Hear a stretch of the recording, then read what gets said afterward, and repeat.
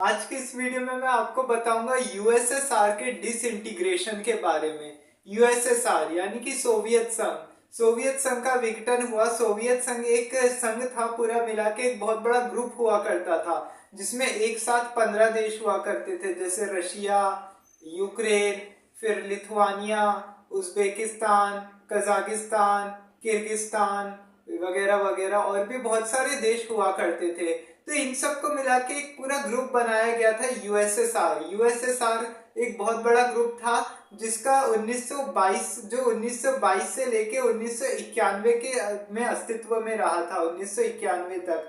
तो ये क्या था यूएसएसआर की थोड़ी हिस्ट्री जानेंगे, थोड़ा सा देखेंगे कि एक्चुअली दोनों के बीच में क्या चल रहा था। अमेरिका और कोल्ड वॉर के बीच में क्या कोल्ड वॉर चल रहा था, तो उसमें क्या हुआ था। फिर उसके बाद जो यूएसएसआर के लास्ट प्रेसिडेंट थे, मिखाइल गोर्बाचेव की कुछ ऐसी पॉलिसीज थी, इसकी वजह से भी कुछ हुआ था, जिसकी वजह से यूएसएसआर डिसइंटीग्रेशन हुआ था। उसके बारे में भी जानेंगे और देखेंगे कि है ना, मिखाइल गोर्बाचेव जो थे, एक्चुअली उनके टाइम पे कुछ ऐसी चीजें भी हुई थी और उनका भी तख्ता पलट करने की कोशिश की गई थी, लेकिन वो हो नहीं पाया। लेकिन 1991 में 25 दिसंबर को यूएसएसआर टूटा था। हालांकि बहुत सारे लोग अगस्त में भी मानते हैं, वो सब भी देखेंगे। तो शुरुआत करने से पहले आपको सबको बता दूं कि ये चैनल को सब्सक्राइब जरूर कर ले और वीडियो को पूरा आखिरी तक देखा करें।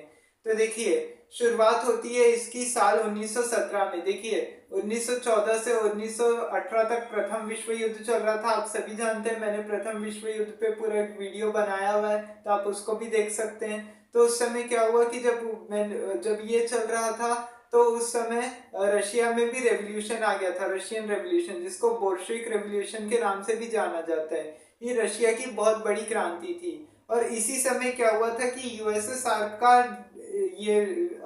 यूएसएसआर की स्थापना हो गई थी, स्टैब्लिश हो गया था। तो देखिए, यूएसएसआर का फुल फॉर्म क्या है, पहले तो ये याद रखिए। यूएसएसआर का फुल फॉर्म है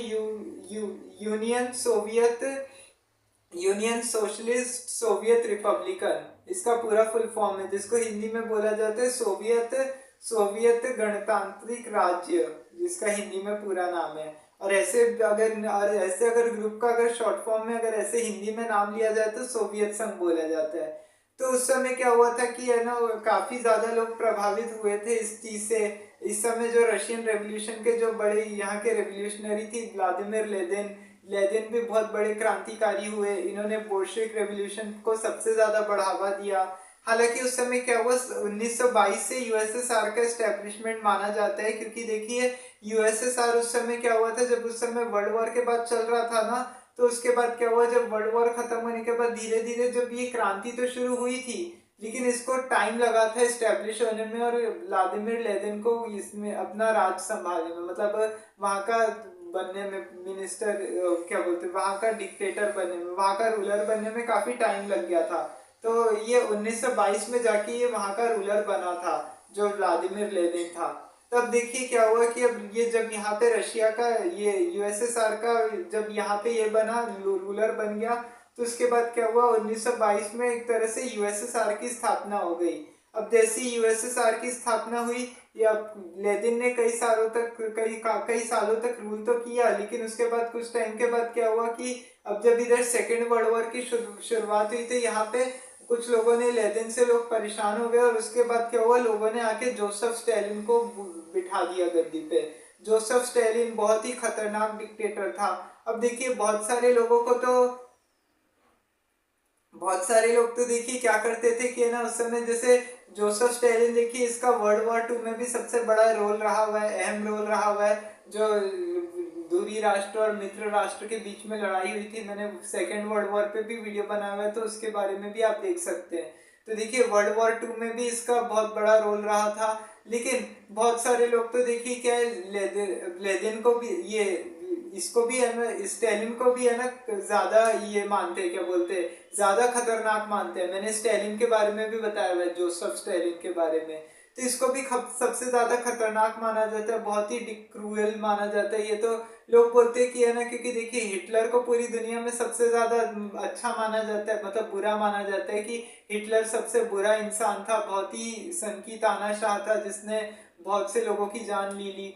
तो लोगों का ये कहना है कि हाँ, हिटलर ने तो देखिए काफी लोगों को मारा था, काफी कुछ किया था, लेकिन लेनिन भी देखिए कोई कम नहीं था। लेनिन का भी ऐसे था कि लेनिन ने भी है ना बहुत, लेनिन नहीं सॉरी यहाँ पे आएगा, लेनिन नहीं,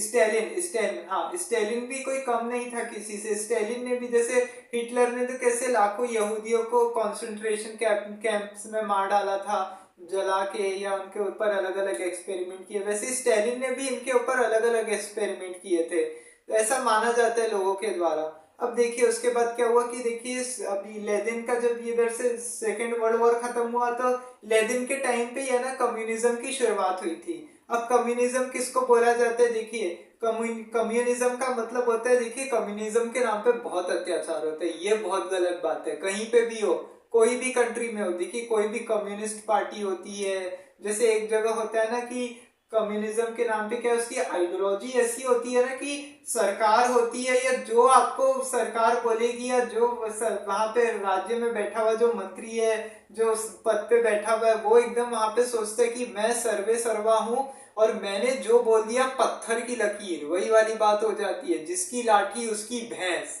तो अब उसके बाद क्या होता है इसमें कि ये बहुत गलत चीज है, लेकिन कम्युनिज्म के नाम पे तो बहुत अत्याचार होते हैं। हाँ, अगर उसको सही से फॉलो करो तो ठीक है, लेकिन ऐसे तो कम्युनिज्म बहुत गलत है। लेकिन उसके बाद क्या हुआ कि अब जैसी अब वर्ल्ड वॉर टू के बाद क्या हुआ कि अब देखिए सोवियत का मतलब क्या होता है, यहाँ पे एक लॉबी था, यहाँ पे सोवियत का मतलब अगर एक तरह से देखा जाए तो सोवियत के हिसाब से मतलब उनके अलग अलग लॉज थे वगैरह, उनके अलग अलग कानून थे, फिर उसके हिसाब से उनको भी है ना सोवियत बोला जाता है, जो उनके कानून जो बनाए थे उन लोगों ने। तब देखिए क्या हुआ, 1945 से 1953 तक तो स्टालिन तो स्टालिन तो अपना डिक्टेटर रहा हुआ था अपने यूएसएसआर का। अब देखिए यूनियन यहाँ का जब डिक्टेटर था ना ये, उस समय क्या हुआ था कि अब जब यहाँ पे एक और एक शहर था सेंट पीटर्सबर्ग नाम का एक बहुत बड़ा शहर था, जिसको लेनिनग्राड बोला जाता था पहले के टाइम पे। ये लेनिन के नाम पे ही रखा गया था, और ये इसके नाम पे इसको बोला जाता था, ये बोला जाता था इसको लेनिनग्राड। लेकिन अब इसका लेनिनग्राड से अब इसका नाम बदल के वापस से सेंट पीटर्सबर्ग कर दिया गया है। तो उसके बाद क्या हुआ कि 1953 तक ये डिक्टेटर रहा। तो अब उसके बाद क्या हुआ, जब 1953 में इसकी मृत्यु हो गई, तो उसके बाद क्या हुआ कि जब उसके बाद 1947 आते आते क्या हुआ कि धीरे धीरे करके सब आजाद होते गए। अब वर्ल्ड वॉर टू के बाद 1947 में भारत भी आजाद हो गया। तो अब बहुत सी कंट्रियों ने है ना दो चीज को चुनना था, उस समय ये दोनों सुपर पावर हुआ करते थे। उस समय क्या हुआ, कोल्ड वॉर छिड़ गया था, शीत युद्ध छिड़ गया था उन लोगों के बीच में। शीत युद्ध क्या था, शीत युद्ध जैसे एक साइकोलॉजिकल वॉरफेयर था, मतलब एक तरह से ये कोई मारपीट वाला या कोई हथियार उठाने वाला ये सब का कोई वॉर नहीं हुआ करता था यहाँ पे, ये ऐसे ही लोगों के बीच में चलता था। कल कल हम जानेंगे कोल्ड वॉर के बारे में, शीत युद्ध का इतिहास देखेंगे कि क्या था शीत युद्ध। तो उसके बाद क्या हुआ कि शीत युद्ध शुरू हुआ, और उसके बाद 1953 आते आते इधर जब इसकी मौत हो गई स्टालिन की, तो उसके बाद क्या हुआ कि कई सारी चीजें होने लग गई शीत युद्ध के कारण। अब शीत युद्ध के कारण क्या हुआ, देखिए अलग अलग इसने मिसाइलों को डेवलप करना शुरू किया था। अब ब्रह्मोस मिसाइल हो गया, फिर और भी अलग अलग मिसाइलें थी। और देखिए उस समय ऐसा होता था ना कि हर कंट्री का अलग अलग फ्यूचर इसमें रहता था, कि अलग अलग रहता था कि आजादी के बाद से जैसे सबको डिसाइड करना था कि या तो वो उसका मतलब दो ही चीज चलता था उस टाइम पे, मतलब पहला था यूएसए और दूसरा था यूएसएसआर, मतलब सारी कंट्री को दो में से एक चुनना होता था। लेकिन भारत ने कभी भी ऐसा नहीं किया, भारत शुरू से ही नॉन अलाइन मूवमेंट में रहा था, मतलब हम न यूएसए के साथ जाएंगे और न यूएसएसआर के साथ जाएंगे। तो यूएसए में का मतलब होता है डेमोक्रेसी, और यूएसएसआर के साथ जाने का मतलब था कम्युनिज्म। तो यूएसएसआर के साथ चाइना था, चाइना बहुत बड़ा, देखिए चाइना में आज भी कम्युनिज्म तो देखिए होता ही रहता है, देखिए कुछ ना कुछ तो चलता ही रहता है वहां पे। तो उसके बाद क्या हुआ कि जैसे ही वहां पे ये सब कुछ चलता रहेगा इतने सालों तक, अब उसके बाद क्या हुआ कि अब 1985 में क्या हुआ, वहां के प्रेसिडेंट आते हैं, लास्ट प्रेसिडेंट होते हैं मिखाइल गुर्बाचेव ये वहां के प्रेसिडेंट होते हैं। अब देखिए जब ये मिखाइल गुर्बाचेव जब यहाँ पे आते हैं, प्रेसिडेंट बनते हैं, तो उसके बाद क्या होता है कि ये यहाँ पे क्या करते हैं कि यूएसएसआर को है ना बहुत सारी चीजें बताते हैं कि यूएसएसआर को ये चाहते हैं कि है ना इसका विघटन हो जाए, क्योंकि देखिए दोनों के बीच में शुरुआत से ही दुश्मनी रहती है। यहाँ पे बहुत सारे अलग अलग कंट्रीज रहती है ना, तुर्कमेनिया, तुर्किस्तान, किर्गिस्तान, फिर उसके बाद रशिया, यूक्रेन। देखिए रशिया यूक्रेन के बीच में तो अभी भी कॉन्फ्लिक्ट चलता ही रहता है, अभी 3 साल से तो चल ही रहा है। वो हो गया, लिथुआनिया हो गया, तजाकिस्तान, उज्बेकिस्तान। तो उनको मिला के इन सबको अगर सारी कंट्रियों को देखे तो पूरी प्रॉपर 15 कंट्रियां थी इन लोग सबको मिला के। तो उसके बाद क्या हुआ कि इन सब ने क्या किया कि इन लोगों के बीच में एक दुश्मनी तो रहती थी कि है ना, एक दूसरे से देखिए आपस में कभी बनती नहीं थी। तो मिखाइल गोर्बाचेव जो थे ना, वो क्या किया सबसे पहले जब आए तो देखिए वहां पे जब यूएसएसआर में क्या होता था ना, पहले के टाइम पे जब डिक्टेटरशिप थी ना, देखिए डिक्टेटरशिप चलती है तो सबसे बड़ा यही प्रॉब्लम होता है। क्या होता है, अगर कुछ भी अपने इतिहास में अगर कोई गलत भी होता है ना कोई चीज, तो सरकार उसको बताती भी नहीं है कि है ना ऐसा ऐसा हुआ था इतिहास में। गलत इतिहास पढ़ाया जाता है उन लोगों को बैठ के। तो उस समय भी क्या होता था ना, जो जोसेफ स्टालिन था ना यहाँ का यूएसएसआर का, इसके बारे में लोगों को कुछ भी नहीं बताया जाता था। लोगों को बताया जाता था कि जोसेफ स्टालिन कितना महान था, उसने वर्ल्ड वॉर 2 जिताने में कैसे मदद की थी, काफी सारी चीजें करता था वो करते थे। और उस समय क्या होता था कि है ना, प्रेस के ऊपर आजादी, प्रेस, प्रिंटिंग प्रेस वगैरह सब बैन हुआ था। देखिए उस समय सोशल मीडिया ज्यादा नहीं था, देखिए फेसबुक, ट्विटर, इंस्टा, ये सब चीजें होती नहीं थी। तो इसलिए यहाँ पे कुछ ऐसे चलता नहीं था ये सब। तो इस वजह से क्या होता था कि जो सरकार आपको बोलती थी वही करना पड़ता था, तो आवाज किसी की होती नहीं थी यहाँ पे। तो मिखाइल गोर्बाचेव जब आए, तो मिखाइल गोर्बाचेव ने क्या किया कि है ना, बहुत सारे कानूनों में बदलाव कर दिया। अब जहाँ पे इधर ये कानूनों में बदलाव कर दिया, तो कानून में बदलाव करने के बाद हुआ क्या कि पहले तो लोग इनसे सहमत नहीं हुए, क्योंकि लोगों को लगा कि बहुत सारे लोग चाहते थे कि नहीं, यूएसएसआर कभी टूटना नहीं चाहिए, जैसे बना बना रहना चाहिए। अब उसके वजह से, क्योंकि लोगों को पता था, लेकिन जब एक दूसरे से जब किसी की बनती नहीं थी ना, एक दूसरे पे सब कंट्री एक साथ रहती थी, तो है ना बंटवारा, सब एक दूसरे पे रूल करते थे। जैसे अंग्रेज भारत पे रूल करते थे, या कोई ना कोई करता ही रहता था कुछ ना कुछ। तो फिर इस वजह से लोगों को, उसकी वजह से क्या है, लोगों को परेशानी भी होती थी कि कोई सही से कर नहीं पाता है। कम्युनिज्म सबसे ज्यादा फैला हुआ रहता है सब जगह इसकी वजह से। तो लोगों को ऐसे था कि रशिया नहीं टूटना चाहिए, कुछ लोग सही मानते थे कि नहीं ये चीज सही है। तो मिखाइल गोर्बाचेव को लोग क्या करते थे कि उन्होंने जो वो जो पॉलिसीज देते थे कि इसमें ऐसा होना चाहिए, तो लोग इस चीज को मानते नहीं थे। इस बात को लोगों को लगता था कि नहीं, ये जो बोल रहे हैं वो गलत है। तो इसकी वजह से क्या होता था कि लोग आपस में किसी की बनती नहीं थी। तब उसके बाद क्या हुआ, मिखाइल गोर्बाचेव ने क्या किया, फिर बहुत सारे कानूनों में बदलाव कर दिया। कानूनों में बदलाव कर दिया, अलग अलग पॉलिसीज ले आए।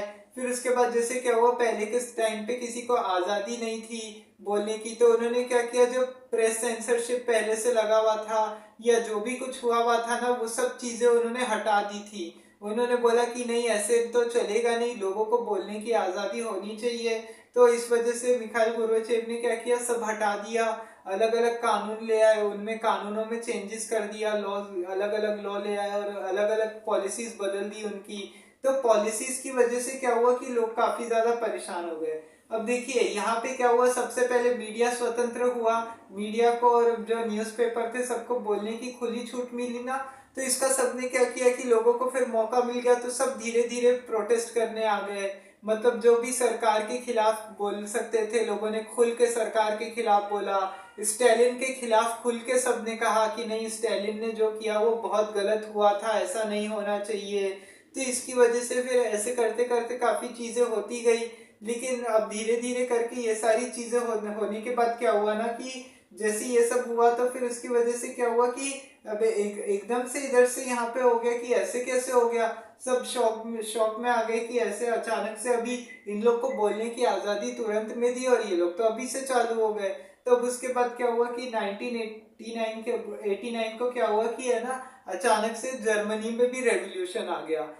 मतलब जर्मनी में इन द सेंस रेवोल्यूशन नहीं, उस समय क्या हुआ था 1989 में बर्लिन वॉल को ढहा दिया गया था। पहले जब आपको मैंने हिटलर के बारे में बताया था, तो उसमें बताया था ना कि जब वर्ल्ड वॉर 2 खत्म हुआ था, तो उसके बाद क्या हुआ था कि वर्ल्ड वॉर 2 खत्म होने के बाद क्या हुआ कि जैसे उन्होंने क्या किया कि वर्ल्ड वॉर 2 खत्म होने के बाद इधर से ईस्ट जर्मनी और वेस्ट जर्मनी में दो भागों में बट गया था ना।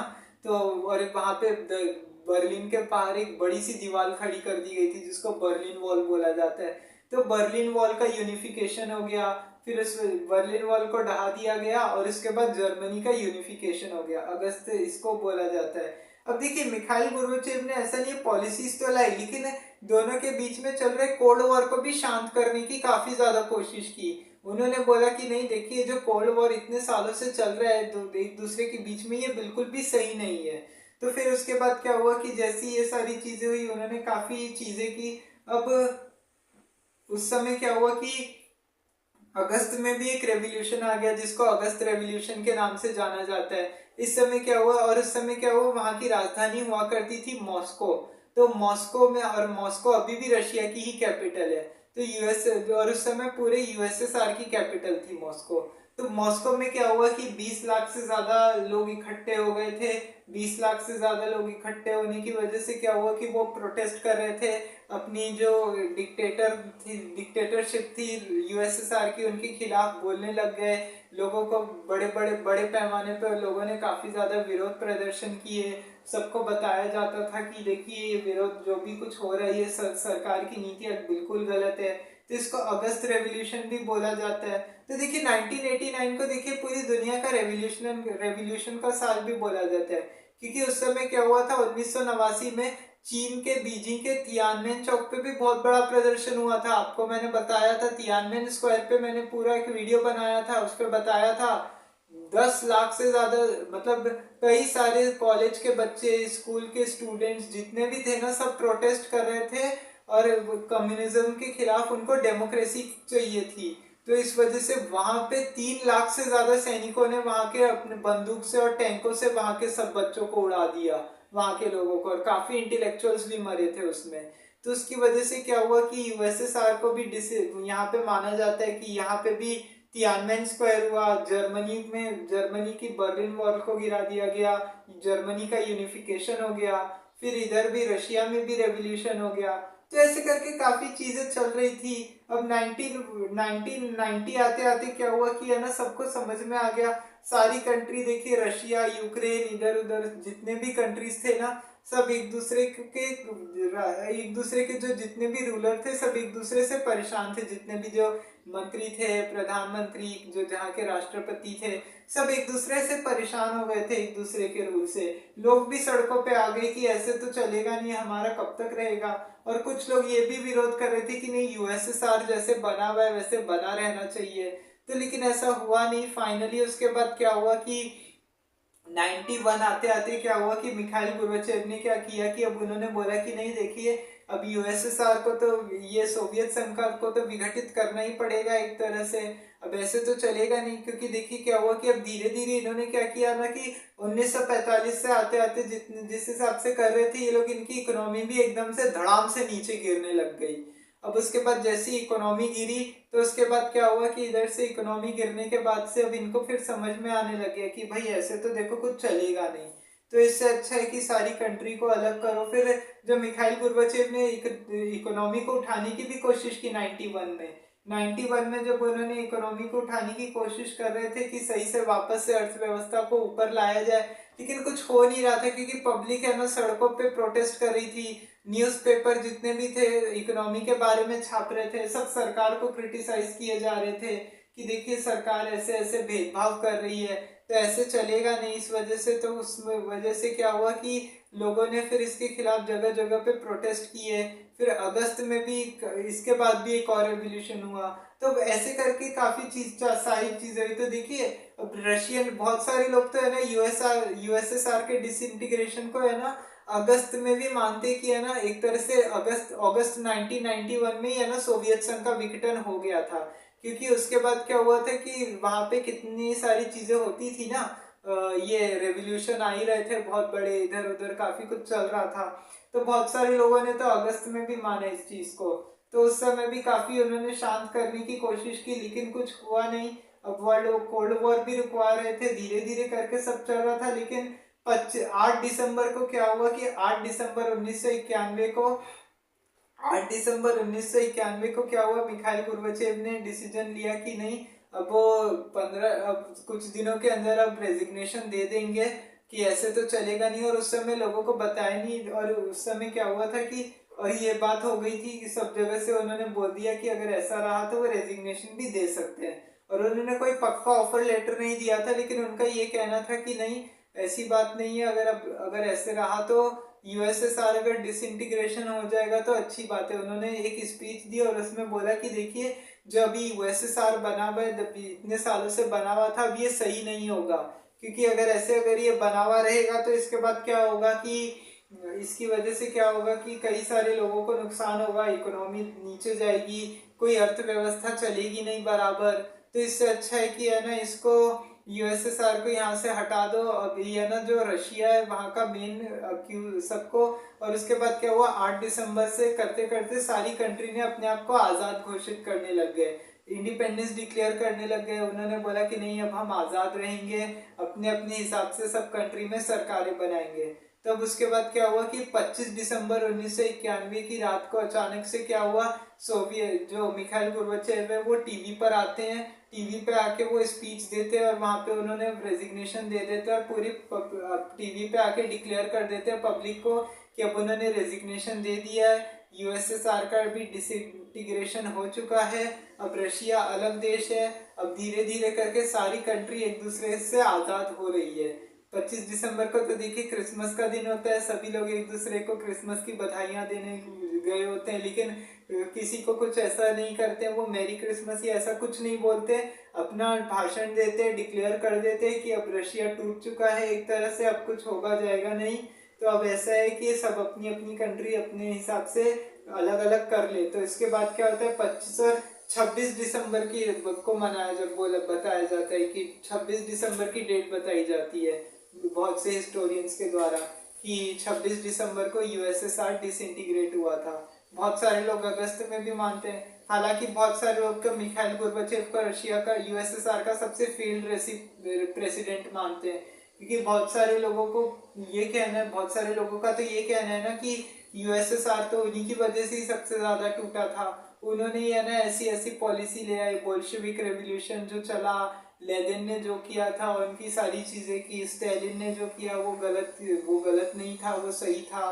तो काफी लोग अच्छा मानते हैं और काफी लोग सही मानते हैं कि सोवियत संघ का विघटन हुआ तो इसके बाद अच्छा हुआ। देखिए, सोवियत संघ का विघटन हुआ तो उसके बाद क्या हुआ, सोवियत संघ के विघटन के बाद सबसे बड़ी चीज तो ये हो गई कि सारी कंट्रीज है ना अलग अलग हो गई और सबने अपने आप को आजाद डिक्लेयर कर लिया, इंडिपेंडेंस डिक्लेयर कर लिया।